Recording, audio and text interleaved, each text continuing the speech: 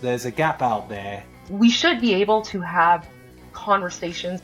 People aren't able to either express clearly their views or speak the truth, have the difficult conversations. Without either being labeled or without being accused. We're going to go beyond the narrative.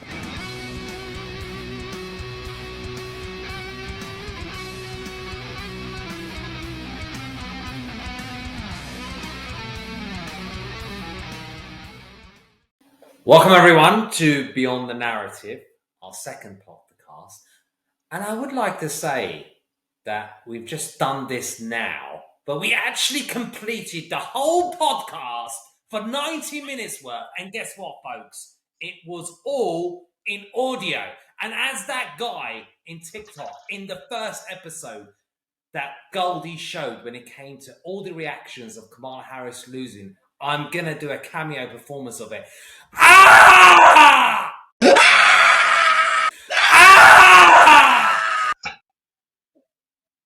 Jesus. All right. Growing pains. Wait. Calm. We're soldiers, Goldie. Right. So we're chanting our positive energy, positive vibes. Positive energy, positive vibes. I've just noticed we're matching. All in black. The Goldie and Johnny show. So great. You got the memo. You got the Johnny. You're embracing your Iranian. Exactly. Right.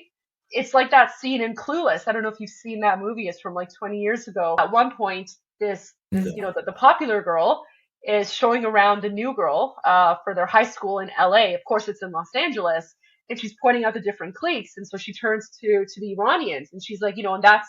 I think she even calls them the Persian Mafia or something. But she's like, that's the Iranian group. You don't hang out with them unless you wear all black and you have a BMW.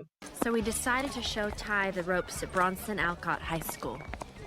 And that's the Persian Mafia. You can't hang with them unless you own a BMW. Welcome to the club. Absolutely. And, folks, once you go Persian, there's no other version. It's true. Right? So you got a double dose. A double dose. Anyhow, folks. It's an important topic. It's a very important topic. We're talking about King Reza Pahlavi leading the revolution and his statement that he made this week. Great nation of Iran, global and regional developments have presented us with a new opportunity to reclaim and save our beloved Iran. The Islamic Republic lacks both the will and ability to run the country and provide the most basic needs of the people. They have replaced the vision of our great civilization with a great horror. But now, in this critical period, and at this new juncture, we have two paths before us.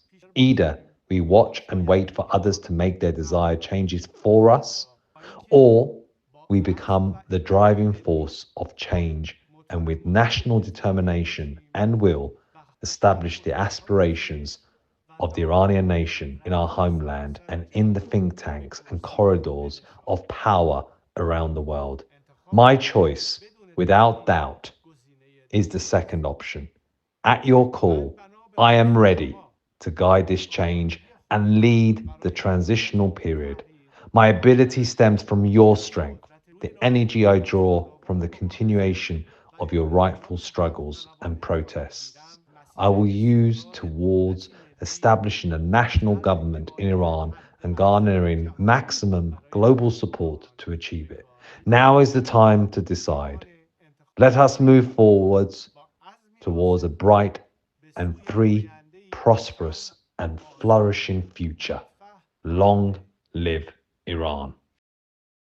And there's been a lot going on, Goldie. We did our space on Friday, and last night there was also rumors circulating on Twitter about Khamenei being in a coma, about actually Khamenei's dead.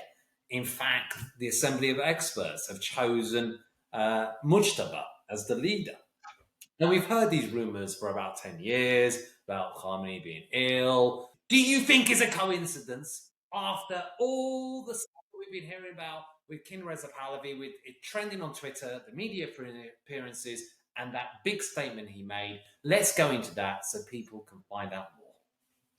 I don't think it's a coincidence at all. I mean, like you said, these rumors about his death or going into a coma or having cancer, they've been going on for about 10 years.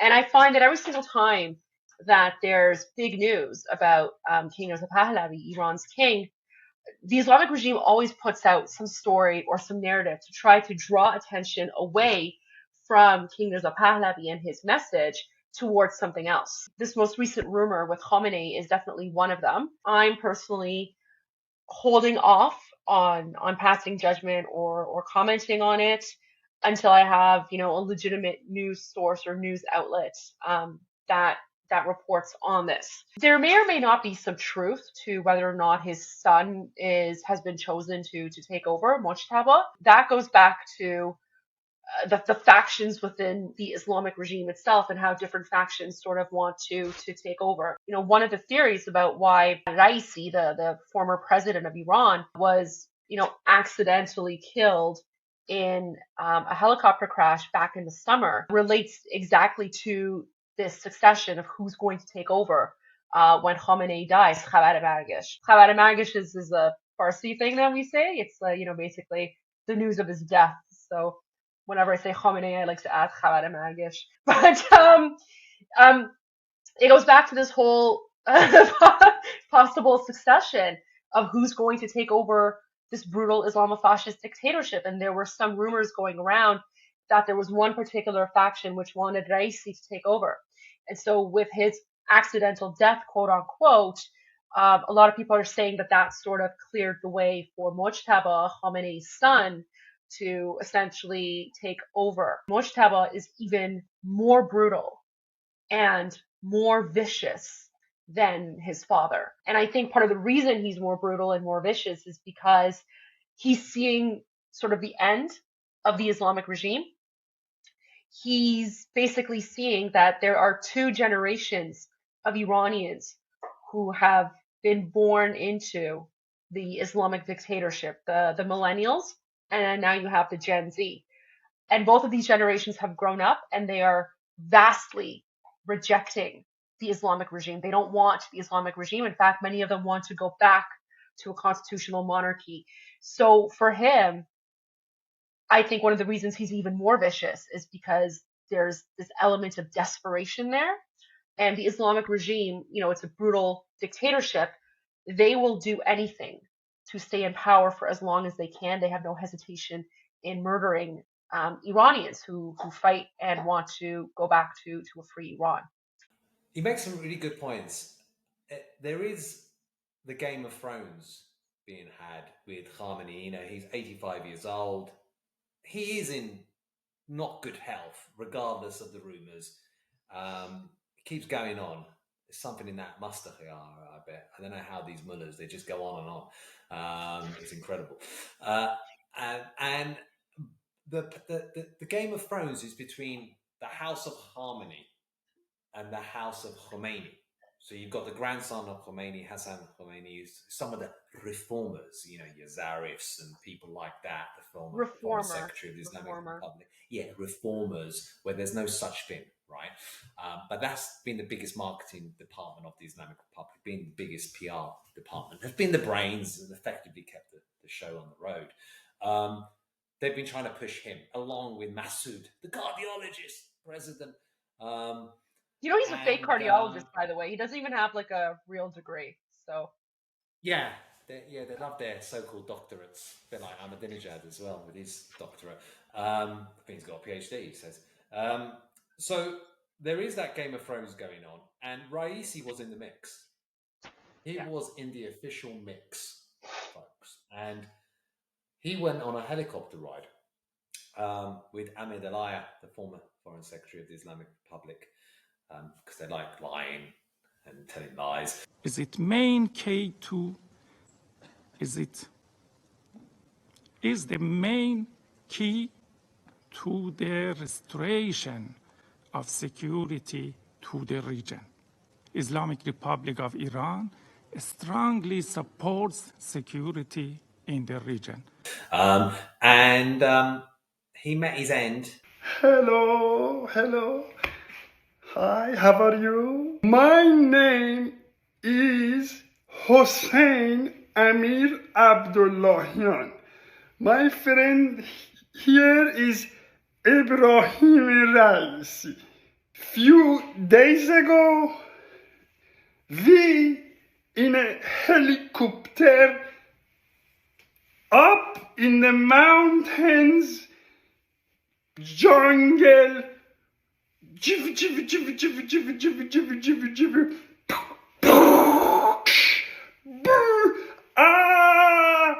big crash. شهید به انگلیسی چی میشه؟ Martyr. We martyred few days ago with him. He martyred too. Where some people said, you know, it was an inside job. There was a lot of rumors about who did it. Some people said, oh, it was Israel, etc. And then people said, who would most gain out of it? And some, and this is not proven, but this is just hypothesis there is out there, that it would benefit Mustafa because there would be no other rival as such to clear the way.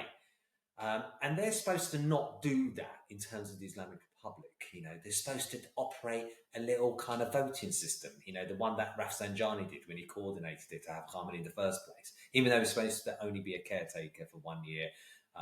And then he didn't get the memo and he decided to stay on.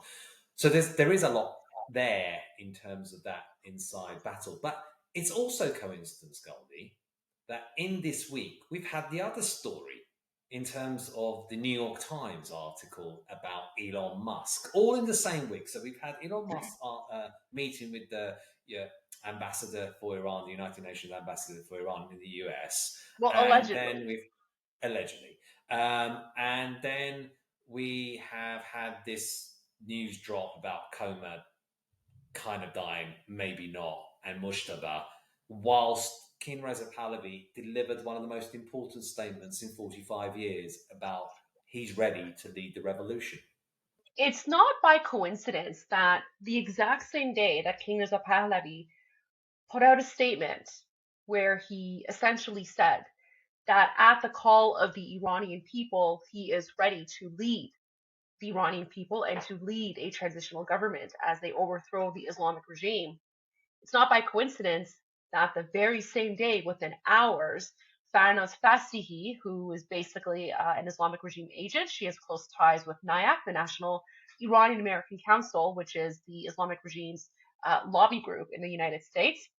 No coincidence that that very same day she came out with this quote-unquote breaking story about Elon Musk meeting with the UN ambassador for the Islamic regime. I didn't bother reading the article because anything Farnaz Fastihi writes is basically garbage. She actually blocked me on X a few years ago because I was calling her out on her nonsense. Without even reading the article, I could just tell that it's a load of garbage because even the caption under the headline says that according to Iranian officials, and I put Iranian in quotation marks because it's not Iranian, they're Islamic regime. So according to the Islamic regime officials, they reported that this meeting was basically them speaking with Elon Musk about how to potentially negotiate or whatever the case might be. It brings a number of questions, brings a number of points to mind. The first one is, why is Farnaz Fastihi the one breaking the news? I mean, we all know that she has close ties with the Islamic regime, so that should be your first hint that there's something wrong with the story. The second hint is that she's basically reporting on what Islamic regime officials say. Everyone knows the Islamic regime lies. Everything that comes out of their mouth is one big lie. For her to write this and try to frame it in a way as if this is an actual fact is very sneaky. And her goal with putting that story out there was to turn the narrative away from King Reza Pahlavi and his historic speech towards this other story and try to confuse people or draw attention away. And, I think for about 24 hours, it really did. It really did draw a lot of people's attention away. And so I put out a tweet in Farsi. And I said, isn't it curious how within hours of the king putting out the statement, you have the Islamic regime pushing the story. And then now, yesterday, they're trying to continue the story because the story didn't stick. I mean, sure, it was for about 24 hours, but then people sort of figured it out and they went back to focusing on King Reza Pahlavi. So what they did to try and continue the story is yesterday they came out with some statements. I think it was yesterday or the day before. They came out with some statements essentially saying, oh, no, the meeting never happened. So now you have two different factions within the Islamic regime who are saying the exact opposite thing. And that should tell you, that should be a big tell that this is the Islamic regime's way of trying to turn attention away from the king towards them or towards anything else, right? Like, this is how the Islamic regime has been operating for 45 years. So to me, what happened this past week is no different. And I think moving forward, as things continue to escalate inside of Iran between Iranians and the Islamic regime, and as King Reza Pahlavi continues to become even more outspoken and more prominent in the media, we're going to start to see more of these sort of false flag stories or whatever the case may be come out to try and shift the narrative from what it should be focused on, which is the king of Iran, to all these other things which really have no relevance or bearing on the revolution. It's so true. And I've even seen, after the second time of doing this podcast, on Twitter, false reports of protests erupting in Iran being played out there, of taking down like posters of Khamenei, etc., which is false. There wasn't any credible reports to it. It's all psyops, folks. They have a big cyber army, about 50,000, and they're trying to play some mind games, etc. In fact, Johnny, it's their fourth largest ministry. They have a ministry of cyber warfare. It's their fourth largest ministry, and the Islamic regime spends upwards of $1 billion on it. And a lot of people, when they think about the Islamic regime, they think of like the actual physical aspect of it, like the terrorism and the proxies. But what they don't really think about is the information war side of it, the psyops, like you said. They literally dedicate at least $1 billion a year to psyops, and that includes bots. It includes hiring people around the world. It includes funding the Quds News Network, giving money to Al Jazeera, right? Like Press TV, all of these outlets that they have, which are basically propaganda pieces for the Islamic regime to promote their narrative. And they also have a very heavy presence on X and on various social media accounts as well. Yeah, so many good points, and intellectuals spouting nonsense at times when they're purporting the same lines as they want, and it's a real thing. And the point he made about Mushtaba, people think sometimes, oh, maybe there'll be a progressive figure of some description, people who don't know that or are quite on the outside in terms of understanding this regime, and there is no such thing for one. And secondly, MBS and Mushtaba, there is no infinite comparison on this planet. And I'll tell you why. Like you said, he's actually worse by all accounts than even Ali Khamenei. And he was the guy that played a major role for 2009 and the Green Movement, that suppression. The scenes that people saw on CNN, not my favorite TV network, but of Nether Sultani with the blood coming out. And apparently he was quite heavily involved in that process. So it's not like this MBS figure of in his 30s, I'm going to do this, I'm going to do that. One, he's in his late 50s, and two, he's a very dark figure in many ways. I think with King Reza Pahlavi's most recent statement, I think the Islamic regime is very scared, because the statement that he made is historic.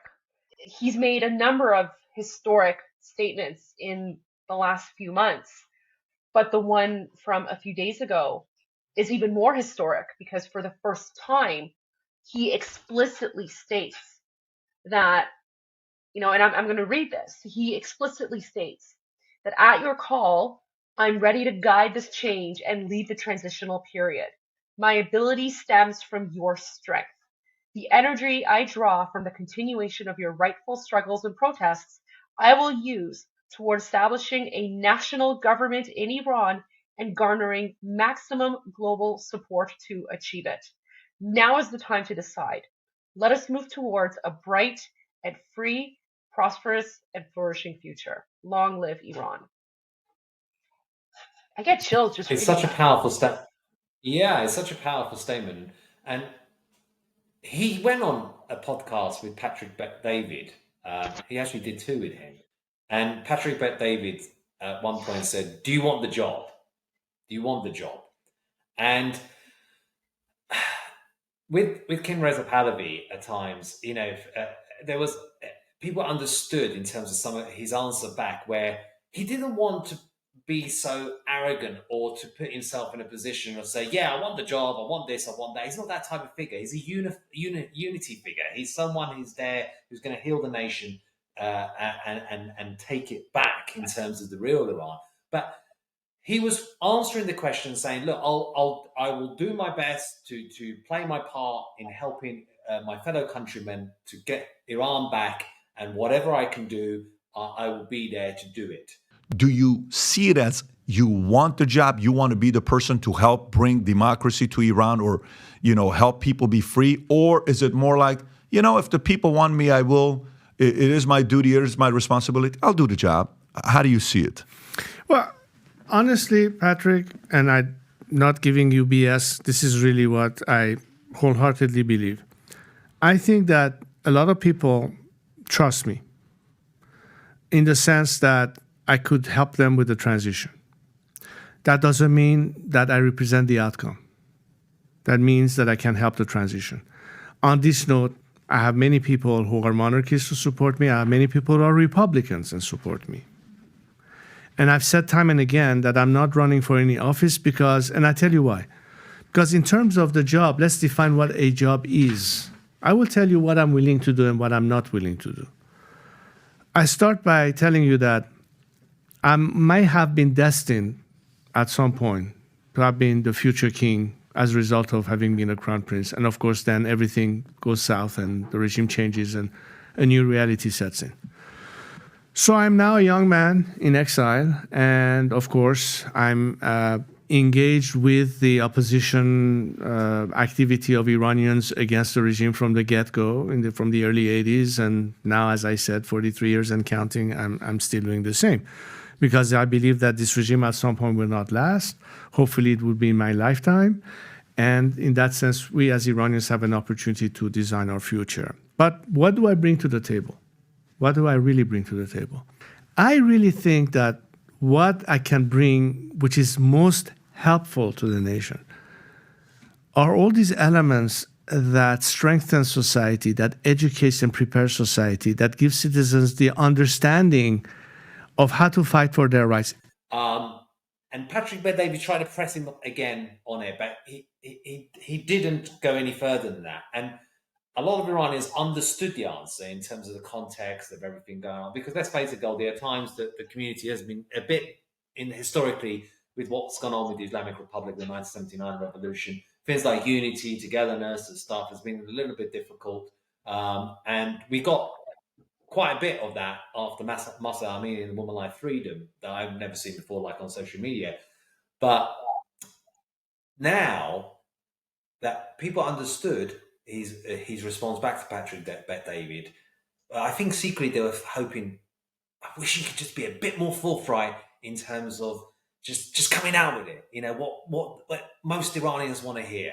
And then he did this week, saying, I'm ready to play my role, to lead this revolution in terms of the falling of the Islamic Republic. And that's what this has been crying for, because to have a successful revolution, you need a leader. And one of the reasons Masa Amini and the Woman Life Freedom Revolution stalled and didn't quite work was because although at first it played to their strengths in terms of on the ground there wasn't leaders, etc., so it was a bit decentralized. If you look at history, which is a great teacher, that any successful revolution of a tyranny or a government regime like this, it requires that leadership head. And now we've got it. No revolution has ever been successful without a leader. It's never happened in history. And initially, woman life freedom was the sounding call, 100% for the uprising. But what happens, as so often happens, is the phrase "woman life freedom" (Zan zindagi azadi) was co-opted by the bad actors. It was co-opted by the far left. It was co-opted by the Marxists and the communists, like the Mujahideen. It was also co-opted by the Islamic regime itself. They were trying to say like woman life freedom is something that we support as well. And the reason it was co-opted is because you have these bad actors. You have the Islamic regime, and then you also have the far radical left. And let me tell you something. The only group that Iranians hate more than the Islamic regime is the far radical left, is the communists. Because when you look at the revolution in 1979, King Reza Pahlavi explains this perfectly in an interview that he had with PragerU a couple weeks ago. He talks about this alliance between the red, which is the communists, and the black, which is the Islamists. Well, there were two major groups that were opposed to the way Iran was, the direction it had taken. Everything that I explained regarding women's rights and things that were happening, the clergy didn't look at that very favorably. And Khomeini, in fact, started everything when my father instigated the white revolution at the time that brought in all these elements. He was the first one to start speaking against it and build that sort of rejection by the Islamists or the fundamentalists there. On the other hand, you had the Marxist forces who didn't like this rapprochement with the West in general, and in their sort of anti-imperialist, anti-Western rhetoric, sort of partnered with the Islamists. And that was the root cause that brought about that moment where there were forces at play that took it to that level of leading to this revolution. I think that now the children of that generation who in 1957, Iranian calendar, 57, which is 1979, were part of it, turned back to their parents and said, what the hell were you thinking? What was lacking? The maximum we could argue might be that maybe in terms of political liberalization, we were not quite there yet, but we were going in that direction.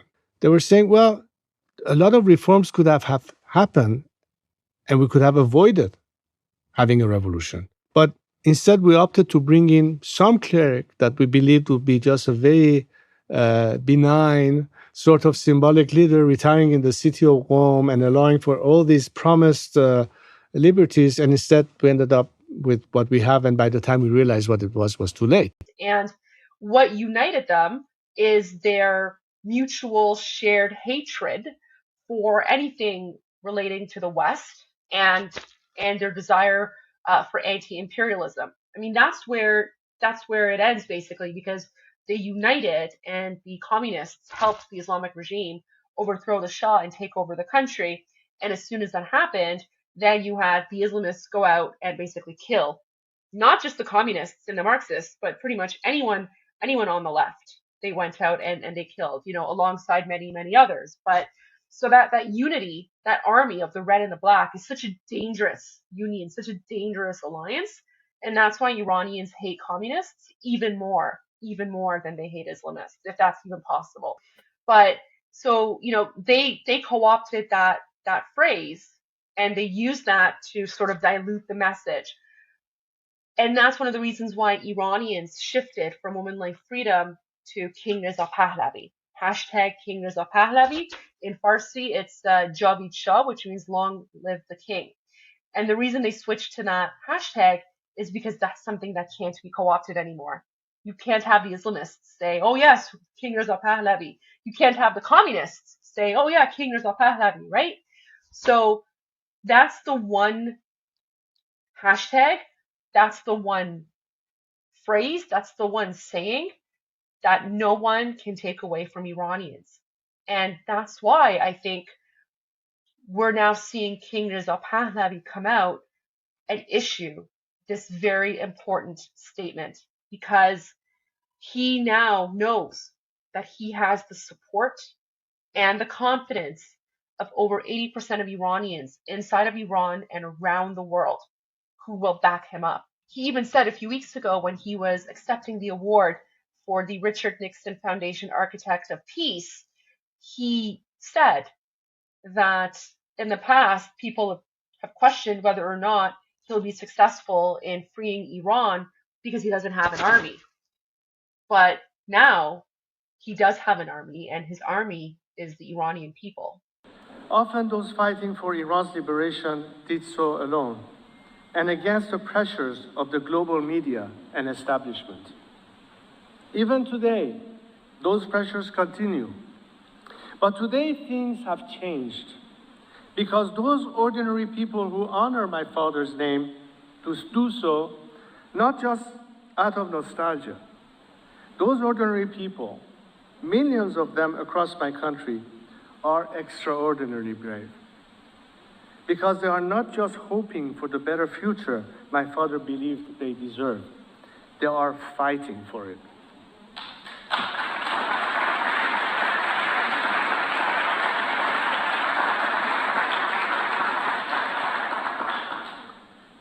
I was often told that I would not get far in my campaign for my country because I did not have the apparatus of state, certainly not the proper funding, and no army.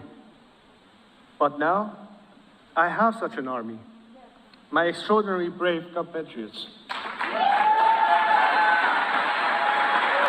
And it's so powerful. And, you know, there's two types of war when it comes to these things, when it's revolution. There's soft war and there's the hard war, and the soft power and the hard power. And the soft power of social media has been huge, because if you think about Masa Amini and that hashtag, it was supposed to have one tweet for every single Iranian, and which is about 90 million inside Iran, and it hit over 125 million or something. It's a record-breaking hashtag. And the problem is exactly what you said. It got weaponized, it got infiltrated.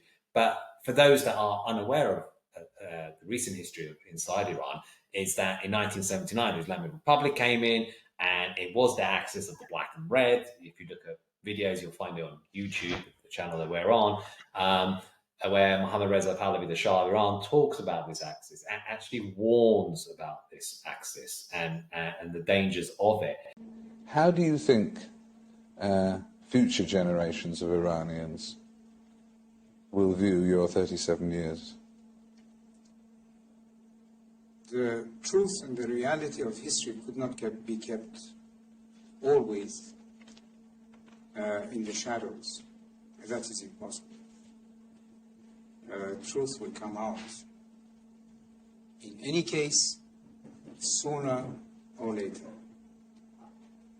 And at that point, in 50 years' time, how will future Iranians judge you? 50 years, I hope it will be sooner than that. Well, whenever I was saying, how will your people, after a period, judge you? Well, if they read history, they will see what it was before my father, what it was when I took over, and what it was when I left. And you see it even now, like people on the radical left talking about Hezbollah are part of an important part, intellectuals, they describe themselves, of the progressive left. So that combination is toxic, and it led to that 1979 Islamic Republic to come about. And because they were the brains as well behind that revolution. So you had figures like Yazdi, which was a prominent figure within that revolution. You had Bani Sad, which I think was the first president of the Islamic Republic. He then left. He dressed up in a veil and left the country because they fell out, as they did with all of them. You then had Gubzar there. I think I've got his pronunciation wrong, but he was the foreign secretary at the time of. He was the original Zarif, folks, of his time. He was a bit more suave than Zarif. He was taller. He had better fashion sense. He was doing the TV networks, and basically he was the face of the revolution to calm Western powers, to say, you know, we're all right, etc., and all of that. And they ended up executing him. So this is what's happened with that toxic mix, you know, and you know what they say about toxic relationships, and there's one in spades. But an important question, like we had on our show, which we do every Friday on X at 8:30 p.m. UK time, is we had on our space a contributor on the panel called Brian, and he asked an important question, and it's really important. And the spaces that we operate aren't echo chambers because people don't want to hear echo chambers, but they also want to. You also want to hear what other people outside of the community. So I'm half British, half Iranian, and you're fully Iranian, but Canadian as well. And he asked, "What about this statement is different?" That was one part of his question, and the second aspect was, "What if, God forbid, King Reza Pahlavi, 64. 64 is the new 54, folks. Like 40 is the new 20. Let's I keep hope it it's the new going. Let's 20 because keep I'm turning fighting." 40 in 6 months. You don't look a day over 30, but Thank when you you. join the 40s club, like me, you're hanging on. You're hanging on. Okay, well, But 40 is the new 20, so, you're only 20, 25, 26. There you go. Exactly.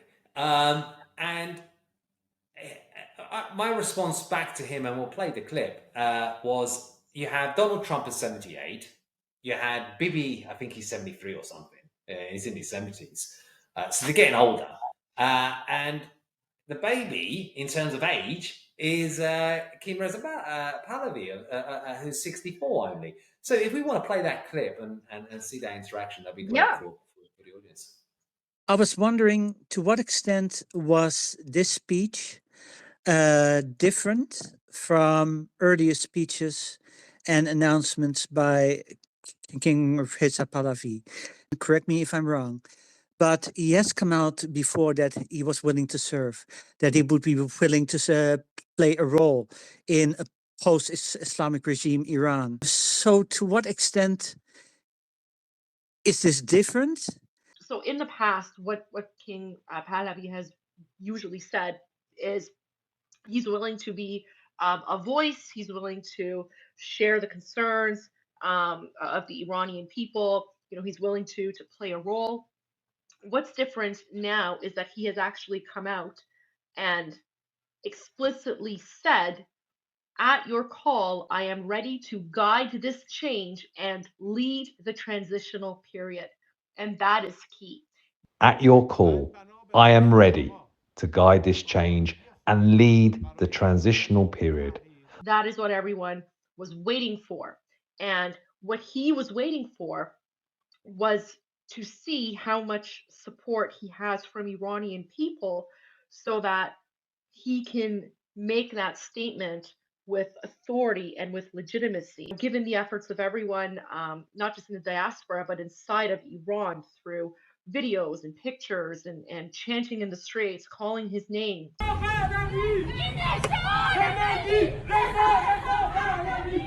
Graffiti on walls, things like that. He is seeing that he has a lot of support. And I pinned something up. This was a survey that was done by an independent group in Europe about 2 years ago. 2 years ago, this survey found out that he had at least 80% of support from Iranians inside of Iran. I can guarantee you that number has gone up.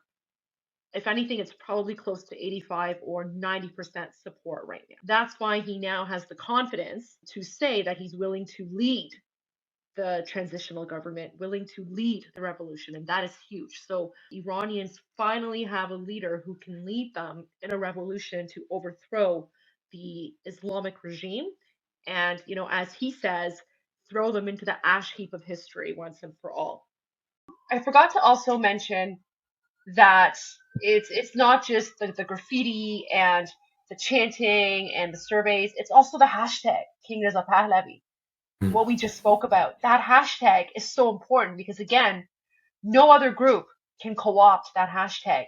So the fact that the hashtag King Reza Pahlavi is constantly trending, not just in Iran, but around the world, that also, I think, gave King Reza Pahlavi the confidence to go out there and say, "I will lead the Iranian people," right?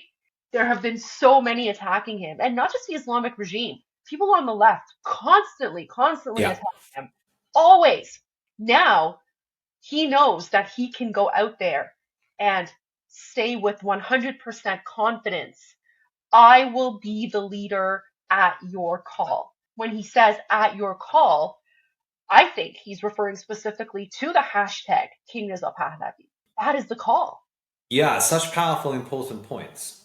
Because a lot of these hashtags, by the way, folks, they designate inside Iran. Right? The hashtags are coming from inside Iran.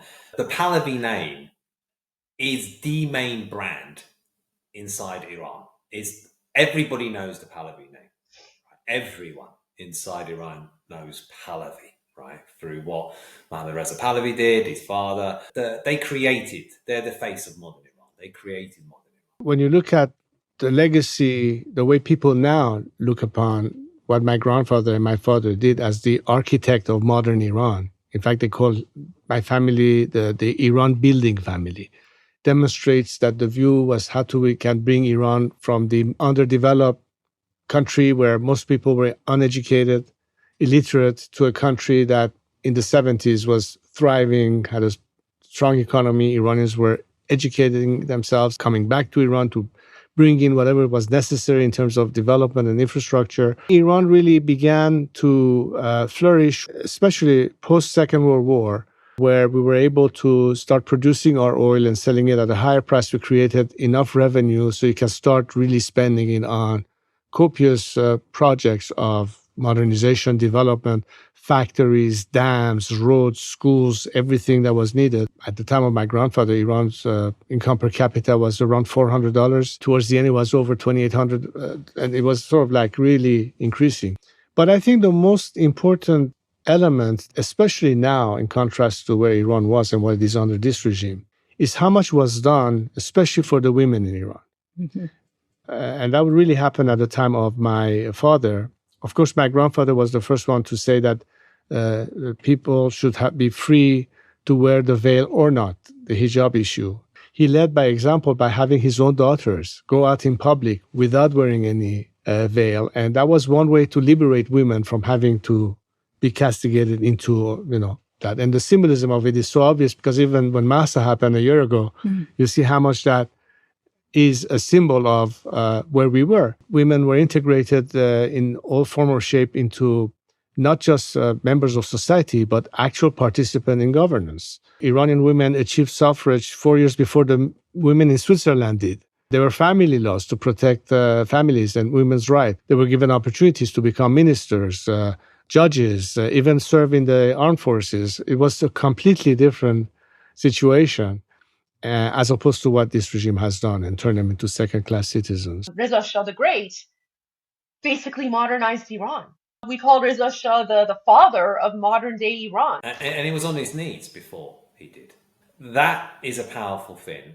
And secondly, with all of these things, you grow into things. You grow into roles as well, right? For anything in life, I remember what someone once told me, I asked, what actually builds true self-confidence? And the person said, you know what? And this person was hugely successful, a billionaire, etc. And he said, I'll tell you what, Johnny, two things build true self-confidence. Number one, experience. Number two, achieving things. So for 45 years, he has the experience. So I'm now a young man in exile. And of course, I'm engaged with the opposition activity of Iranians against the regime from the get-go, from the early 80s. And now, as I said, 43 years and counting, I'm still doing the same. Because I believe that this regime at some point will not last. Hopefully, it will be in my lifetime. And in that sense, we as Iranians have an opportunity to design our future. But what do I bring to the table? What do I really bring to the table? First of all, I think that it was a blessing in disguise for me in terms of the experiences that I have acquired in all these years that I would never have acquired if I had just been in Iran and just went to a transition. I had the opportunity of traveling the four corners of the world. I had the opportunity to see different cultures and civilizations. I had the opportunity to talk to average people, cab drivers, merchants, students, officers, all type of people, understanding how citizens in respective countries look towards their leaders or governments, or what are their peeves, what are their frustrations, what are their demands. That's a wealth of information. And two, in terms of achieving things, in terms of his consistent activism, in terms of his consistency in being the face of Iran, the real Iran, the true Iran.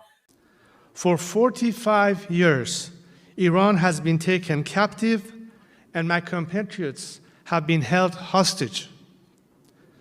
They have been held hostage not by American sanctions or Western policies, but by radical Islamism.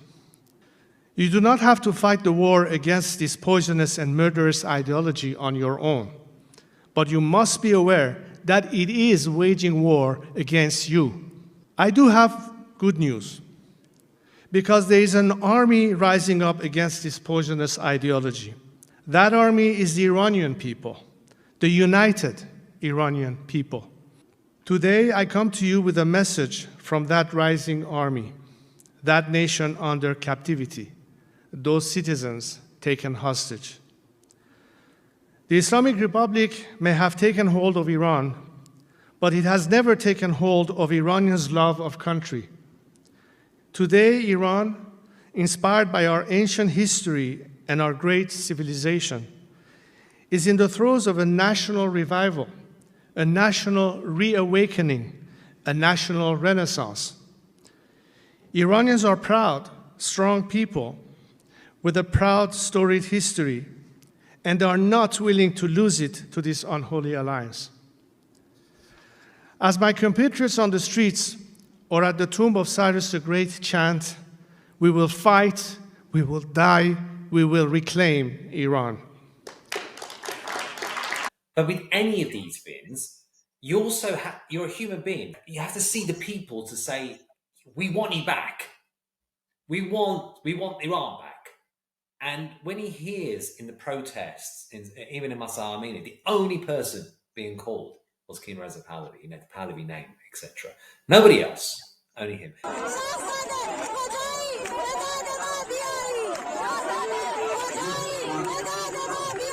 And even that survey that you said, I think it's from the Ghanem Institute or something like that, from Netherlands. And the authors of that are on the far left. They're not pro-Pahlavi, so even they are reporting it. So this is not some kind of like bias in terms of speaking about these things. This is just objective facts. That's a really good point there, Johnny. I'm glad you pointed that out, because they were far left, the authors of that survey. And I guarantee you, one of the reasons they probably put the survey out there is they wanted the opposite effect, right? Like they probably wanted to show that King Reza Pahlavi does not have any support. Meanwhile, the numbers come back at least 80%.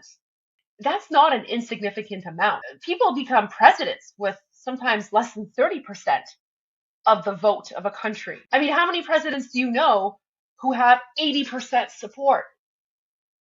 Like 80% is huge. It's huge. It's unheard of. Unheard of. Even the most popular politicians in Canada, maybe 70%.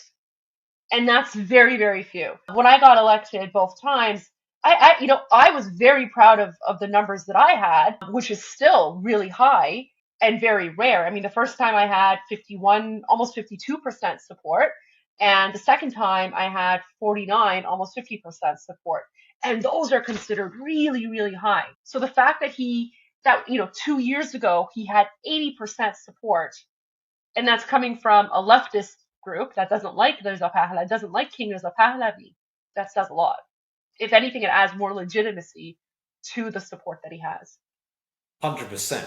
Because they always say one man's statistics is another person's false kind of news, and statistics as you want to make it, blah, blah, blah, surveys and polls. But the reality is when the actual authors of it are not pro-Pahlavi, they're actually quite the opposite, and they're far left. Yeah. That speaks a lot of volumes.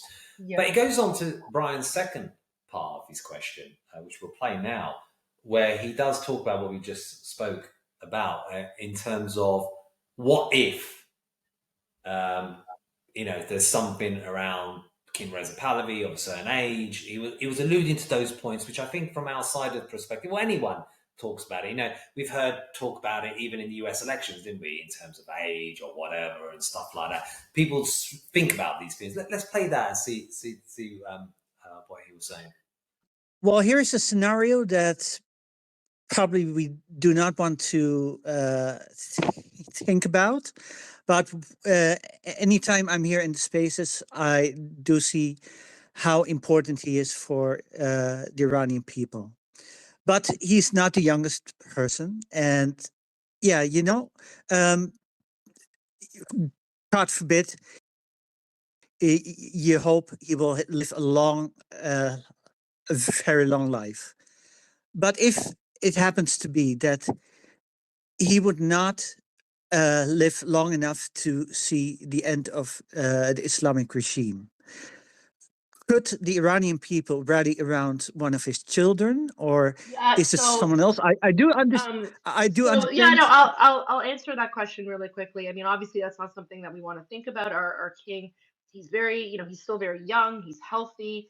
However, it is a monarchy, and we do have a crown princess, Princess Noor Pahlavi, his eldest daughter, and she is currently starting to play a more active role in politics, and she's also being promoted and supported by the Iranian people. So, in a God forbid worst case scenario, the monarchy line would still continue because we do have our crown princess as well. But our king is young, he's strong, he's healthy, he's fit. So it's not really something that we're thinking about at this time, because we know that with re-election of President Trump, and also with now Netanyahu and now King Reza Pahlavi, we have, in terms of politics, we have the perfect trifecta here of three very strong leaders. And so I really think the stars are aligning, and I have a feeling that the downfall of the regime is going to be much sooner rather than later. I kind You of were covered it. triggered. You were triggered. I mean, It's it's an hard, isn't important it? question, I guess, but no one really Yeah. wants to think about that, especially when King Reza Pahlavi is so young and fit. It's not something anyone wants to think about. Yeah, he was doing it from a place of just Of course. inquisitive kind of asking, but you can't help it because, folks, when you have uh, skin in the game in terms of that you come from a certain country or a society or whatever, there's an affinity there, there's feelings there, there's emotions there, and it's normal. Without feelings, it means you don't care. It means you have no emotions. But I went on to answer him as well. If we just play that bit. He is very, very important to the revolution because of the backstory, because he was there at the time of Mohammad Reza Pahlavi, the Shah of Iran. He served in Iran. You see a picture of King Reza Pahlavi in his military uniform. He was getting training here in the US when the revolution was happening as well. So he is very, very important indeed. But 65 is the new 45. Our leaders are getting older, from Bibi to Donald Trump, and it's important to have that kind of youthful outlook and virility. It's right in terms of the monarchy, and it's an institution, etc., and all of that. But he is very important because of the consistency. Just one further point. People might not know this, but the monarchy in Iran was the oldest monarchy in history. And the British monarchy was second. Now the British monarchy is the oldest, but the Iranian monarchy was the oldest going back, Cyrus the Great, etc., thousands of years. So the institution goes on, absolutely. And my take on it is he has unique qualities of being there at the time of his dad, Mohammad Reza Pahlavi, the Shah of Iran, and that he served in the Air Force in Iran. He knows what it's like in living in Iran, etc. He's had 45 years of dealing with this regime. He understands how to deal with world leaders. He's got that kind of political experience. He's getting that buy-in, etc. He is so important. And I think part of their strategy, the Islamic Republic, is that I think they were trying to play it out, because they've always tried to play out, kick the can down the road, keep the show on the road, keep the can in the grass, in the long grass, etc. Keep going, 1 more year, 5 more years, 10 more years, and wait to either the King Reza Pahlavi is too old, or God forbid something happens, and in that way they say, "All right, it's game over now.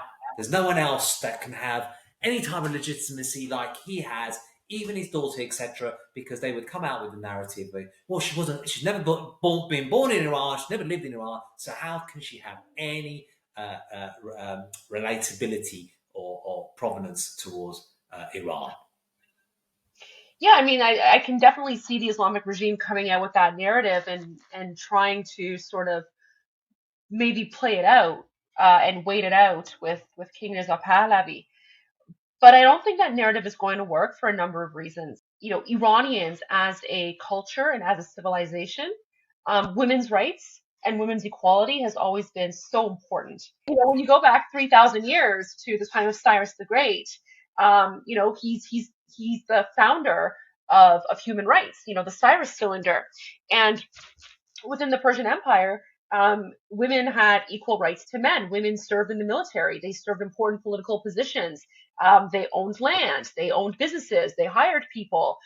So women, women even got maternity pay. In fact, in ancient Persia, women who got pregnant and took maternity leave, they actually got paid a salary that was higher than when they were working, because the society recognized what the added burden, I guess, of having and raising children is. So and they viewed the family is so important that they provided women with an extra salary if she was pregnant. So that's that. And then women's rights in ancient Persia was so important, and it kept on becoming more enshrined, and they kept on getting more rights until the mid 650s, when the Muslim conquest of Persia. The Arabs came and they brought in Islam. They turned it into a caliphate, and at that point, that's when women's rights in Iran, basically they became second-class citizens, and of course we all know how that goes. But when you look at the history of Iran, women have always played a very important role. And so that's a really big element of our culture and our identity as Iranians, just like the monarchy is part of our identity and culture. So it's no surprise that when Reza Shah the Great became the king, when he began to modernize Iran, women's rights played a very important role in that, and that torch was passed along to his son Mohammad Reza Shah, and also his wife, Shahrbanu Farah Pahlavi. And both of them were basically the architects of what we call the White Revolution, which really not only modernized Iran, but brought women's rights to the forefront. I mean, women had the right to vote in Iran before women in Switzerland. King Reza Pahlavi, in one of his interviews with PragerU, he actually speaks about how the White Revolution was one of the factors that irked the Islamists. And it was one of the factors that really motivated the Islamists and Khomeini to fight back, because they viewed this modernization as, Western corruption, and they wanted to return Iran to basically being a caliphate, because they had this anti-West narrative going on. And I'll play that clip. I'll play that clip for you right now, because it's fascinating. It's fascinating to see this, and that's the same narrative we're seeing today as well with the Islamists in Iran, right? Like why they're fighting so much against Iranians trying to overthrow the regime. Well, there were two major groups that were opposed to the way Iran was, the direction it had taken. Everything that I explained regarding women's rights and things that were happening, the clergy didn't look at that very favorably. And Khomeini, in fact, started everything when my father instigated the White Revolution at the time that brought in all these elements. He was the first one to start speaking against it and build that sort of rejection by the Islamists or the fundamentalists there. On the other hand, you had the Marxist forces who didn't like this rapprochement with the West in general, and in their sort of anti-imperialist, anti-Western rhetoric, sort of partnered with the Islamists. And that was the root cause that brought about that moment where there were forces at play that took it to that level of leading to this revolution. Mohammad Reza Pahlavi, the Shah of Iran,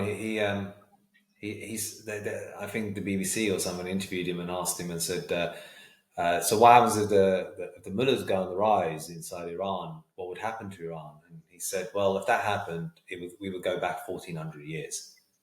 And he was proven to be correct. What do you miss most about it? What I miss, what makes me really proud is that what could have been this year, surely by the end of 82, something quite viable. And what are we now?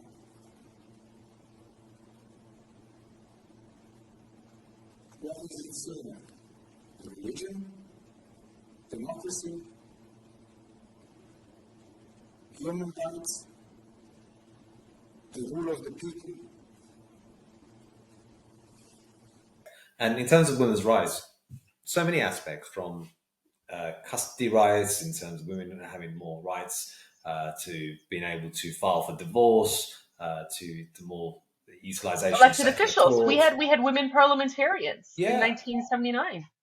Yeah, totally. And even one of our great queens, a long time ago, Queen Esther. There's a long history of Iranian women are lionesses. They're powerful, they're strong, they always have been throughout history. Because sometimes there is the argument, like in politics, for example, we've had the US elections and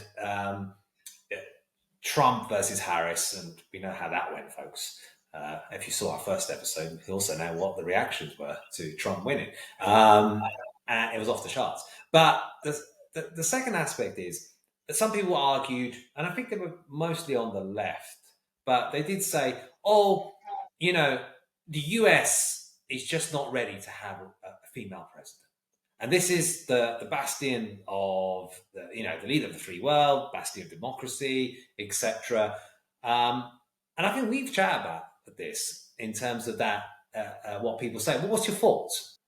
I mean, I think it's a bunch of nonsense. I don't think it's that the United States isn't ready to have a female leader. I think the two women who were presented, I mean, they were terrible candidates. They ran on this narrative of identity politics, vote for me because I'm a woman, which is a terrible platform.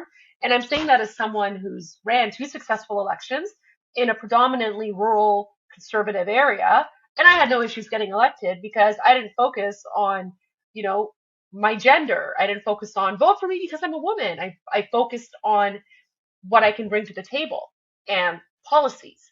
And that's what people want. They want substance. So it's not that America is not ready. It's just America just didn't want to vote for someone that they consider to be an unqualified candidate. And it has nothing to do with whether or not she's a woman. Yeah, absolutely correct. The options were terrible in that sense for a lot of people.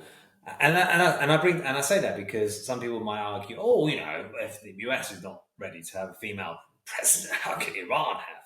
And we've explained that quite clearly in terms of the history of powerful women, etc. But let's move the conversation on. So in that space that we did, we then had 2 interesting characters, inverted quotes, you'll see for yourselves, one of which comes on to the space and starts talking about, I just don't want Iran to be like Libya. Shall we play that one? Yeah, let's go ahead.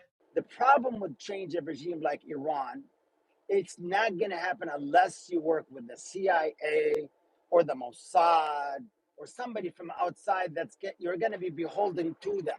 Okay, so when you're going to be beholden to them, obviously, if the regime happens to change, they're going to strip the nation of its weapons because they don't want to disrupt Israel, the nearby country that has a massive amount of nuclear weapons, and they're going to strip it out of everything. And guess what? Are you really serving your people by making your country to be weak?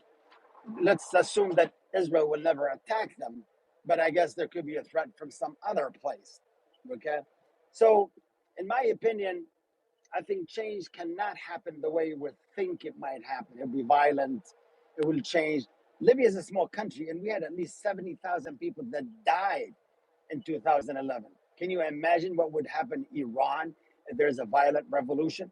And actually, I'm going to conclude by saying everybody in this space should actually be very watchful of Zionist operators that speak the Persian language, that understand the language, and that actually are stealth. Their interest and loyalty is not to Iran and basically to Israel. And that's the problem that America faces now. Everybody that comes into the administration is bought by AIPAC. And guess what? Their loyalty is not to the United States national security interest. Their loyalty is to the state of Israel that so far has actually destroyed our credibility around the world and messed us up. And thank you for the opportunity. And I'm All just right, going you to stop finished? here. Okay. Before I hear your response, I just want to know how many times have you been called a Zionist, Johnny? I haven't actually. Really? Once in the space. I get called a Zionist all the time. Not that it's a bad thing, but it's just interesting. Maybe it's the British accent.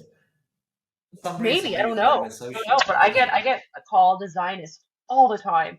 And it's really interesting how he brought it up as like sort of like an Yes. insult or like a that's a big tell. That's how you can signs of what he's saying. Yeah. So yeah, let's play the reply and then we'll give our analysis. So between the conflict between Israel and Hamas, do you see Hamas as a terrorist organization? Not at all. As a matter of fact, they're Not at all. mandated by the United States. No, I'm going to tell you, mandated by the United Nations as a legitimate resistance group for their their nation. That's where you know 2/3 of nothing, because 1,200 people slaughtered by a terrorist organization acting in a terrorist way called Hamas. That's not fair. Right? Let me tell you, you're absolutely right. It was actually very sad. Right. I opposed it. It so wasn't when actually you a when good you thing. talk about I always like it when you ask that question because the answer to that question always lets us know whether someone supports the Islamic Republic. 100%. Yeah. Hold on. I'm talking now, right? When you talk about how you're trying to raise the kind of spectrum of, be careful what you wish for, Iranians and Iran. You don't want to end up like what we had in Libya. You're going to end up like there's going to be like a bloodbath and there's going to be all this happening, that happening. You do know the history of Iran, don't you? Yeah, no, I do. As a matter of fact, I'm going to tell you something. You do know that. No, let me tell you something about Iranians. Yeah. I have had a lot of experience with Iranians. Well, obviously not the right ones. Iranians work for me. Yeah. Work side by side. The Iranians are the most awesome human beings. Okay, yeah. Really awesome people. So, do you know the history of Iran? As much as someone who's not Iranian, I do to some extent. So, as a matter of fact, when you talk about a bloodbath, where an Iranian's been so incapable, and that we're going to end up we're going to just end up killing each other, screwing each other over, blah blah blah. It's going to be terrible. It's going to be awful. It's going to be like what we had in Libya, and you're so concerned. Do you know that throughout history, Iranians have survived conquest after conquest? Do you know that when it came to the Genghis Khan and the Mongols, you know how many Iranians they killed? 90% of Persians, of the population, right, still survived and went on to thrive. Do you know what happened after Alexander and the Macedonians? Still survived and went on to thrive. I'm not finished yet. I will come to you. Do you know what happened after the Arab conquest? Still survived and went on to thrive. Because Iran's identity, Iran's culture is so strong that nothing and no one is going to get in the way. And Iran is a proper country, a real country, a country that's been around for so long and has overcome so much, and it will overcome the Khomeini regime now being looked after by Khamenei for the last 37 years, etc. Because history shows you that.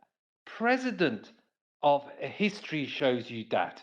So when you put the kind of fear-mongering, I'm going to ask a question, I'm just making the point. This is what people who sip for the Islamic Republic do. They want to put doubts in others and say, look, you know, you've got to see it from this angle. It's going to be chaos. It's going to be mayhem. Just, you know, let's just reform these guys. Let's stick with the reformers, etc. It's the people that's bought this regime time. We don't fall for it. It's a load of bullshit. History shows it. Iranians will do just fine because most of Iran, the vast majority of Iran, you know who they're behind? They're behind Iran and Iranians. They're not behind occupations like the Islamic Republic. We don't want to be occupied. We've had enough for 45 years, so we'll be just fine. Thank you very much. Who else wants to speak? Do you mind if I Johnny, respond don't really forget quickly to your points? he Do thinks you mind just for 30 Johnny, seconds? he thinks he's Just 30 seconds. qualified because he has Iranians speaking for him. Just Can you 30 not seconds. hear me? Don't talk over me when I'm speaking. Don't talk over me when I'm I'm sorry. speaking. Mute your mic, please. Mute your mic, please. Thank you. No, I just find it interesting that you know, he says, "Oh, Iranians work for me," as if that's like some sort of qualification. Your qualifications mean nothing, especially if you're comparing Iran to Libya, and you know, pushing that propaganda. So I mean, Iranians work for me is like the equivalent of saying, "Oh, I know what's happening in Iran because I have an Iranian friend." Like that, I don't know, like that makes it worse in No, my Goldie, opinion. That that's not what actually I makes meant it at all. worse, That's and not it what I gives meant, you Goldie. That's not what I meant. I'm just then why would you bring up well, no, but then why would you bring up the fact that Iranians work no, for you? Because no, Johnny literally asked you, "What I'm do you sorry. know I'm about it?" sorry. And you're like, I'm "I sorry have if I came Iranians across. working for I'm me." sorry if I came across What that does that way. even No, mean? I'm sorry if I came across that way. What I meant to say is, I worked side by side with Iranians. I had many Iranians that held great positions. But that's still Okay. Now all I'm trying to say is that right. that still doesn't give you No, but okay. Goldie, That's like me no, but saying I can no. That's like me saying that I have knowledge and experience to speak about Japan because I have a Japanese friend or I've worked with a Japanese person. Like the logic is insane. The logic is insane. I don't know, Johnny, if you want to hear from him Yeah, or or not. I'm basically, done speaking with him. I made my point. yeah, or You know what, Johnny? I can now say that I know everything about the United Kingdom because I co-host the space with you. So now I'm an expert on the United Kingdom. Just want to put it or out there. I'm gonna add it to my X abs, profile. Expert on UK because I have a British friend. or a racist saying, "I'm not a racist. I've got a black friend." You know, this is ridiculous. And the Iranians you're That's hanging around exactly you it. with guys didn't. You are didn't understand what I meant. You didn't probably from understand the what I Islamic meant. Republic. Come Are on, guys. probably You from the didn't Islamic understand what I Republic. meant. You're changing what I just said. Please I don't do didn't that change to me. anything what you said. No. You can look back on the All recording. I said. Let me finish the second sentence. Okay. Yeah, Let go me on. finish the second sentence. Okay. Johnny, this is gonna be a No, good clip for our next Yeah. podcast. We can talk about how people who have Goldie, Iranian friends Goldie, think please, they're please give experts me a on chance. Iran. I would actually beg you to give me a chance for 30 seconds, okay? All I'm trying Yeah, to go on. say that the Iranian people are awesome people. It doesn't matter who they are and what they are. Why? Because I've had good experience with them. That's all I'm trying to say. I'm not saying they're my source of knowledge, okay? I didn't say that at all. I didn't say that. And I'm a strong advocate of change in Iran. But to assume that you are actually going to change by violence, it's not going to happen. Only Zionists like yourself, Goldie, and a Jewish person will actually advocate and push for that. You don't. Oh, and there we go. There we go. He brought out the Z word. Oh my gosh. You know what, Johnny? It's so easy to like trap them in that narrative, right? Um, Omar, literally no one is calling for violence. The only people calling for violence are the bloodthirsty Islamic regime in Iran who go out there and they murder Iranians every single day. They've been executing on average 6 Iranians every day. There's many other Iranians who basically commit suicide because of the Islamic regime. And they're the ones who are posing an existential threat to Iranians and across the Middle East. Um, and you know something? I am a Zionist. I do believe in the right of the state of Israel to exist. In fact, the vast majority of Jewish people are Zionists, and I would say the vast majority of Iranians are also Zionists because we recognize that Israel has the right to exist. The history of Iranians and Israelis goes back 3,000 years to the time of Cyrus the Great. Calling me a Zionist is not an insult. In fact, it's a compliment. It's a compliment because that means I'm not a genocidal, mouth-breathing Neanderthal. The land belongs to Israel. It belongs to the Jewish people. It's their ancestral homeland. So, take that Zionist BS narrative somewhere else. It's not welcome here. It's not wanted here. I don't know, Johnny, if you want to add anything Zion, to that, but I think the Zion, fact. you should go in Solomon's space. And in terms of the people you hang around with, Iranians that you say you hang around with, they're probably from the Islamic Republic that you're hanging around with. So they're not anything that we were classed as Iranian at all. You know what we classed them? We classed them traitors, right? That's what we classed them. Or Vatan Furush. I think that says it all. People can judge for themselves in terms of how that interaction went. And that's the reality. Some people, they come up and they peddle that kind of stuff, but as they talk, they kind of give the game away in terms of what their true intentionality is. And it goes on from there, folks. We'll play two last clips on the space. And this one, you're going to find quite amusing in some instances. We're going to play a clip of somebody who has an IQ of 165. 165. And he's called Azadi. Well, his virtual name is. So we're going to play that right now, and you can make your own mind up on what that IQ means. So the topic is revolution, and the thing with this 1979 revolution, and I'm anti-79 revolution. I'm an anti-revolutionary in that sense, but I think of it as a temporary occupation. I think we're just on an extended vacation.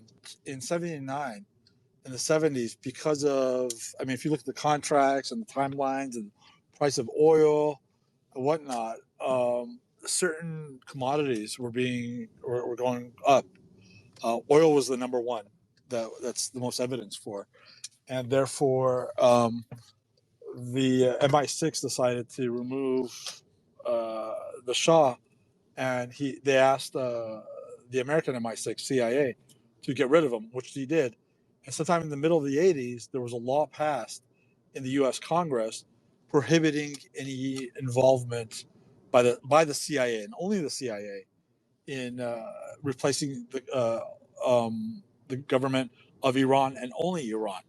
So it's very specific in that 80s law, and it's just, I don't see it happening. We don't have the military support. We don't have the hardware to do a revolution, at least a hard revolution in Iran. So if we do have one, we have to have a soft one. There are ways of doing it. I've given instructions over and over with methods that would work. I literally have an IQ of 165, and by comparison, Einstein had an IQ of 125. It's the highest I've scored on an IQ test. I speak 3 languages fluently. I'm a very intelligent guy, and I study this shit all the time. Pardon my language, but I'm a political nerd. I listen. I watch this. But a revolution, I don't see it happening. And His Majesty Reza Pahlavi II wasn't even on board with that until Masa Amini happened, and we saw that was the only solution, at least for now. But I think over time we're going to be able to wither away, or at least chip away at the Islamic regime.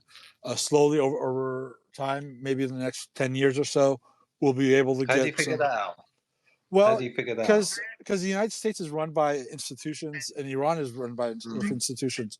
So if we get rid of these institutions or we weaken them, then possibly we can have a change. But there's no concrete plan. There's no organized movement. His Majesty is the leader of the people already. A lot of us don't feel.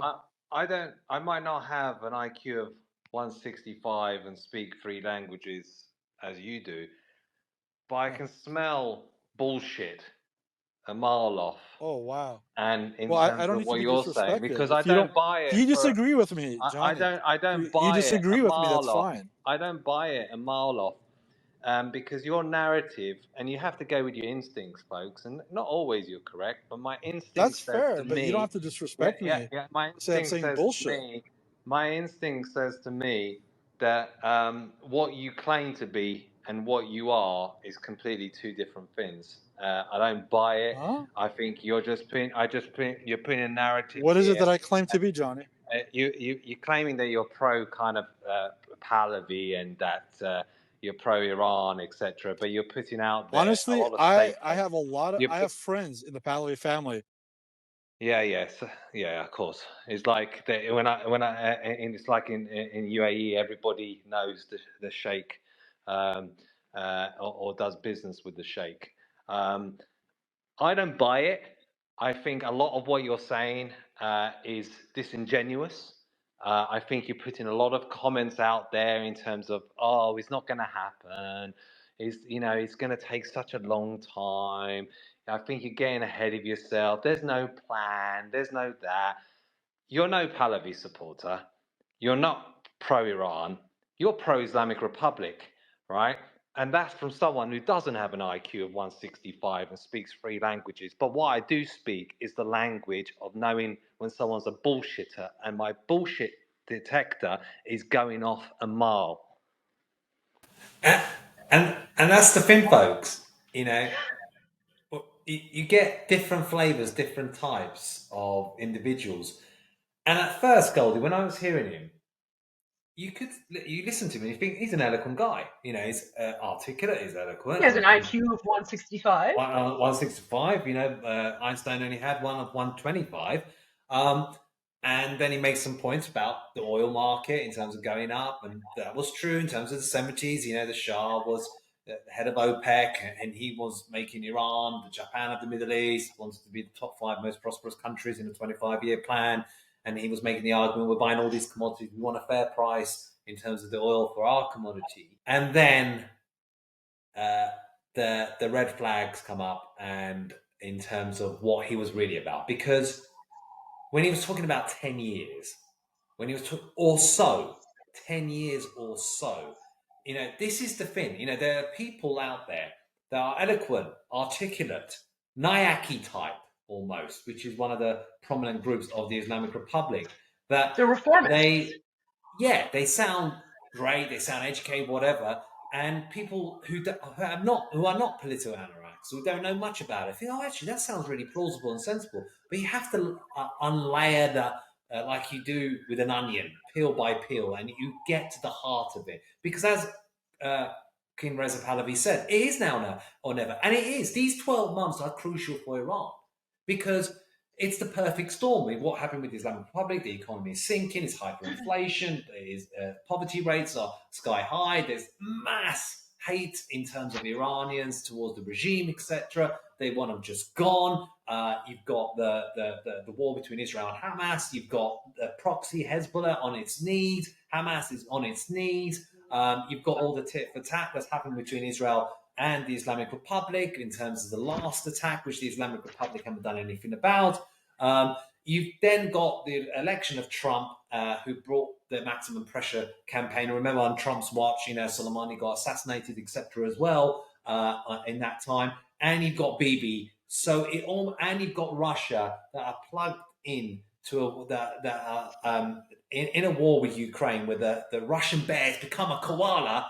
So this perfect storm is all coming up. So it is now or never. Don't you agree?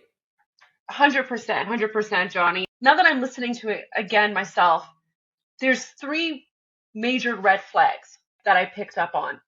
The first one was when he tried to downplay the brutality of the Islamic regime by calling it an extended vacation.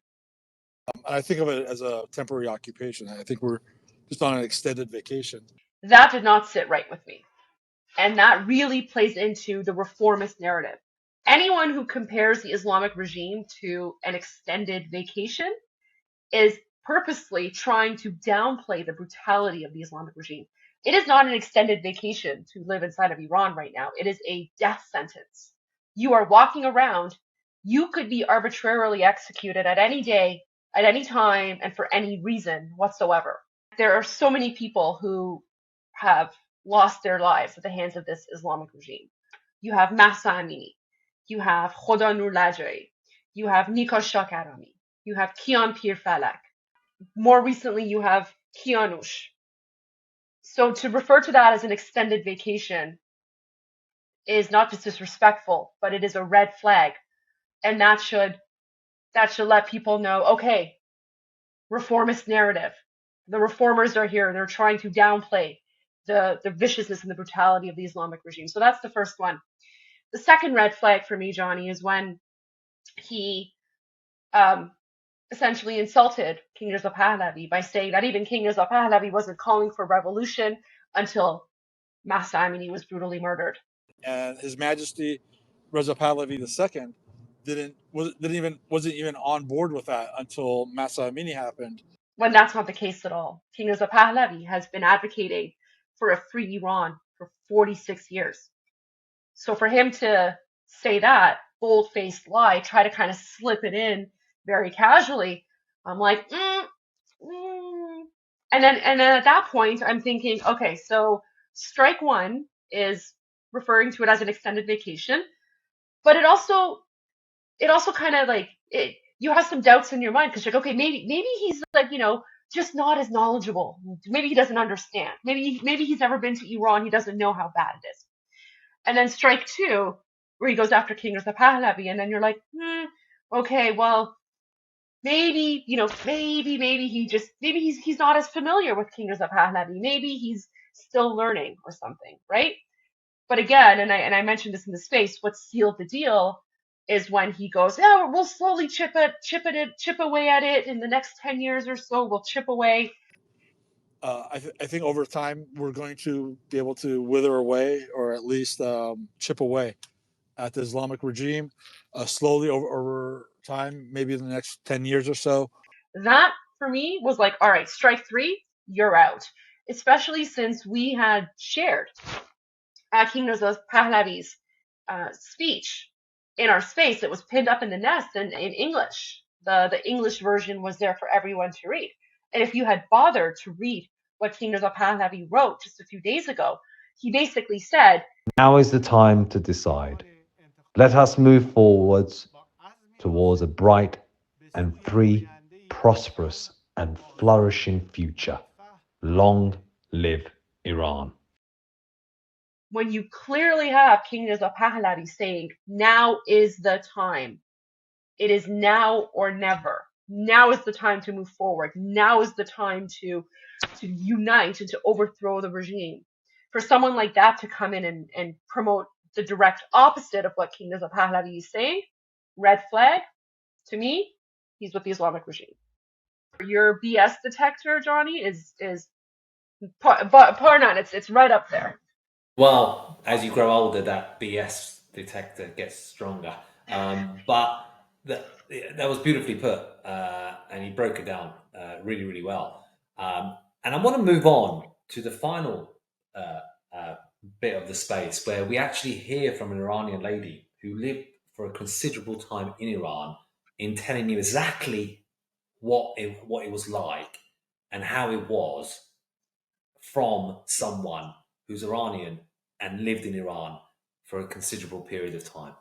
I just want to emphasize that we went through a lot of things. Now we came out with more knowledge and we are much wiser. And I see wonderfully you do a great job to recognizing who is not the real voice for Iran.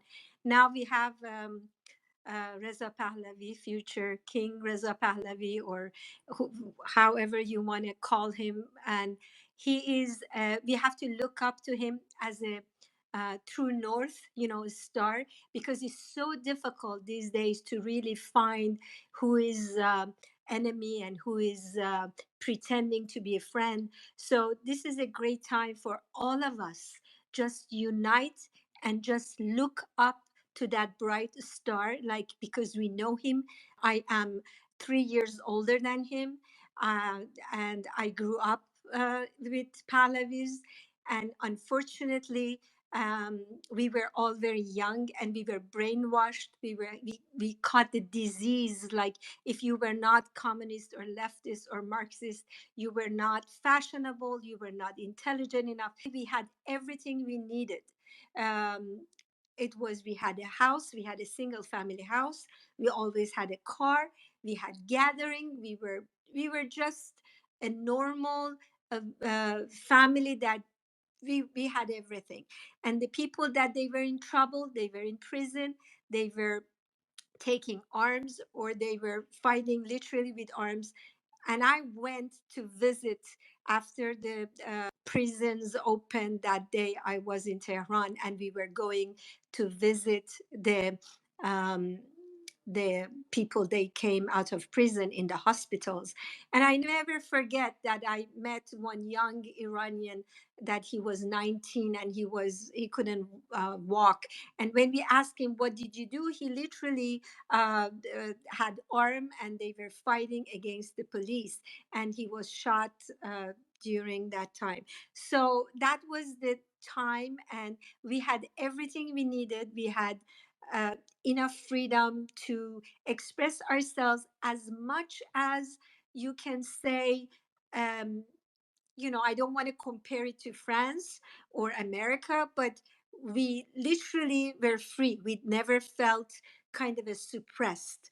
The only freedom that people were seeking, it was to become Marxist, Leninist, or to become jihadist. Those kind of a freedom we did not have. And actually, this 40 years of experience should show us exactly why we should not have those freedoms. Unfortunately, uh, the propaganda from Russia was too strong and overcame the young people and all the intellectuals, the poet, the writers, and also so on. But we grew up in that atmosphere, in that time, and we know Reza Pahlavi's mother. We have one of the best human being alive as Iranian woman. I cannot say enough for what she did that in Iran. I have a communist kind of a background, cousin, super smart, super intellectual, that he wanted to do a research about the architect in Iran. And then he said, oh, I'm going to put one small chapter for Farah Pahlavi because she was so involved. Then he started to do his research, that ex-communist. He had to write the whole book. His book is going to come out eventually, very soon, because he's very picky and he's working on it. And he said what she did in Iran for the art and architecture was so much that he cannot just put it in one chapter. So based on at least that, I really hope everything happens while she's alive. And knowing who is his mother, it has to give us more strength and more ideas that to know what we have to do, what actually we have to look up to. So I really hope that we just all together and just look like a star of the north, and just not left, not right. Yes, a lot of people do a lot of good things, and I'm not, a lot of people, and they should. But as to find your compass, that we are not going anymore to get vacillate from things, and just look to one person and follow that. That speaks volumes. In amongst all of the noise, and there is a lot of noise, and there is a lot of narratives, and there is a lot of labels, really wrong labels that have been attached to Mama Reza Pahlavi, the Shah of Iran. There is someone who actually lived it, was actually there. And a lot of labels come from outside to within. So that was quite powerful, I thought. It's very telling that she's speaking about how in the late 70s it was the fashionable thing to be communist or on the left. We're seeing history repeat itself with the ignorant. Now, of course, Iranians, we have learned our lesson as a nation. And I think that's why the only group that's hated more than Islamists is communists by Iranians, because of that unholy alliance that ruined Iran. So I think Iranians as a nation have learned their lesson. But we're seeing that right now in the left right now, where you have the very, very woke, radical, progressives who think communism is fashionable, right? And so we're seeing that that replay itself, and they're the ones who are aligning with the Islamists and the jihadists in the West. But going back to what Sohaila was saying, it's so important what she said about viewing King Reza Pahlavi as the North Star and focusing on him. And that's critical because we've seen just in the past week 2 sort of fake news stories come out, right? One about Khamenei being in a coma, one about whether or not Elon Musk met with the UN official for the Islamic regime, because these are ways for the Islamic regime to try and divert people's attention away from King Reza Pahlavi and towards something else. And even in our space, with all of these random people coming in, not only trying to change the narrative, but trying to promote false information as well. Right now, we're at such a critical point, Johnny, and I'll end it here with my final thoughts. We're at such a critical point right now as an Iranian nation because for 45 years, the narrative has come from the Islamic regime. The narrative has come from their propaganda outlets because the Islamic regime has spent billions of dollars on promoting their narrative, whether it's the reformist narrative through NIAC and Farnas Fasihi and their pro-Islamic regime lobby group in the West, whether it's the narrative through their foreign affairs ministers, their own sort of media outlets that they've funded, whether it's Press TV or Quds News Network or whatever the case, whatever other garbage they put out there, they've had this narrative. And they have been very successful at promoting this narrative because social media did not exist. But now, with social media, and especially with X, Iranians have been able to go beyond that narrative.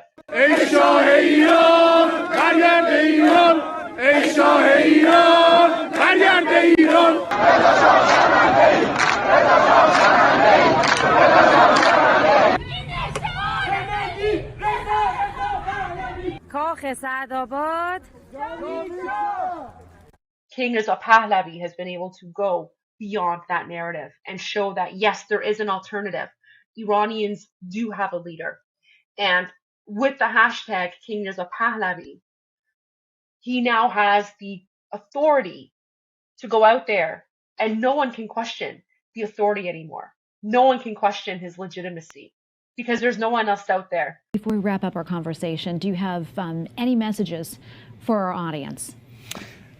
Well, I think when we believe that a lot of what inspires people around the world to have compassion, to care, to understand what suffering happens when there's injustice, when there is repression, it behooves any human being to take action, not to be silent. How they choose to do it, by action, by prayer, by help. There are so many ways. But it's the idea of feeling connected. And what I would like to say is that, I say in my talk to my fellow citizens, I want to move the needle from hope to belief. That we should go beyond hoping for a better world, but believe that we can actually get it done. And the quickest way, I think, that you can make the Iranian people know that although they should not count on anything other than their own resolve, but how easier it would be for them if they knew they have a lot of compassion and support from the rest of the world. And that, I hope, is a message that our viewers can convey to Iranians, that they are not alone in this and that there's light at the end of the tunnel. Remember, Johnny, in the beginning, we would host spaces and people would come in and say, oh, yes, I want the Islamic regime to go and, I want to overthrow it. And, we need a leader, but, it's not Reza Pahlavi. No, not him. And then you would always ask, well, who else? Yeah. And they would be like,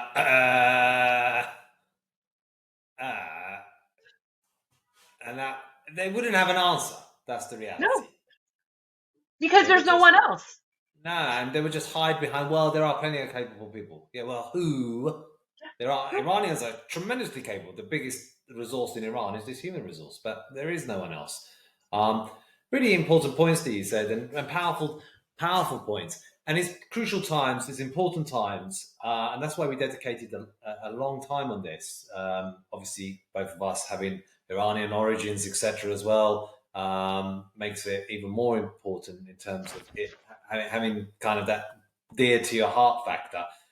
But we're also now going to be speaking about numerous topics, as we have done, because this podcast, this channel, it's about tackling the hard subjects, speaking the hard truths, raw, real, unfiltered, weekly analysis, talking about these things, Goldie and I's unique takes, embracing our spaces as we do. And I hope you're enjoying that, hearing these voices that people come up, real life people. This is the new version of radio, folks, etc., that you're seeing here and now. Talk radio.